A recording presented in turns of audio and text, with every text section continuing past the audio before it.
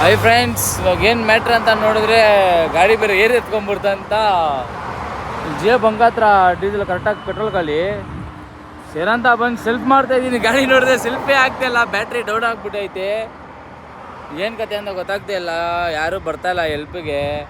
ಸೇರಂತ ನಮ್ಮ ಅಣ್ಣವ್ರಿಗೆ ಫೋನ್ ಮಾಡಿದ್ದೀನಿ, ಕಾರ್ ಹಾಕೊಂಡು ಬರ್ತೀನಿ ಅಂತ ಹೇಳಿದ್ದಾರೆ.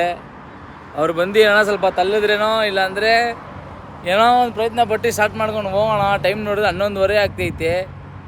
ಇದು ಕರೆಕ್ಟಾಗಿ ಇಲ್ಲಿಂದ ಒಂದು 5 ಕಿಲೋಮೀಟ್ರ್ ದೇವನಹಳ್ಳಿ. ಕರೆಕ್ಟಾಗಿ ಆ ಸ್ಪಾಟಲ್ಲಿ ಇದ್ದೀನಿ. ಈ ಲೈನಲ್ಲಿ ಯಾರನ್ನ ಇದ್ದರೆ ಒಂದು ಸ್ವಲ್ಪ ಬರ್ರಿ, ಸ್ವಲ್ಪ ಟೋಯಿಂಗ್ ಹಿಂಗೆ ಮಾಡೋಣ, ಇಲ್ಲ ತಲ್ಲಕ್ಕೆ ಸ್ವಲ್ಪ ಹೆಲ್ಪ್ ಮಾಡಿರಿ.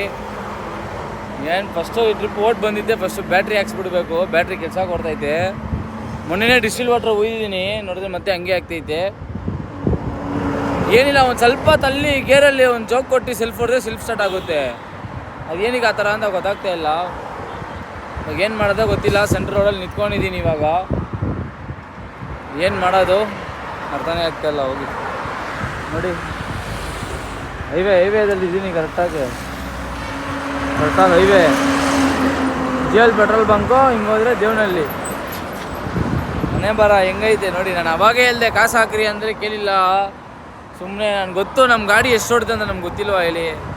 ಮಾತುಗಳು ಎಲ್ಲಿ ಕೇಳ್ತಾರೆ, ಸುಮ್ಮನೆ ಟೈಮ್ ವೇಸ್ಟಾ. ಇಷ್ಟೊತ್ತಿಗೆ ಎಲ್ಲಿ ಚಿಕ್ಕಬಳ್ಳಾಪುರ ಹತ್ತತ್ರ ಇರ್ತಾಯಿದ್ದೆ ನಾನು. ಏನು ಮಾಡೋಕ್ಕಾಗಲ್ಲ, ಬರ್ರಿ ನೋಡೋಣ. ಅವ್ರು ಎಷ್ಟೊತ್ತಿಗೆ ಬರ್ತಾರೋ ಬರಲಿ, ನೋಡೋಣ. ಏನು ಮಾಡೋಕ್ಕಾಗಲ್ಲ.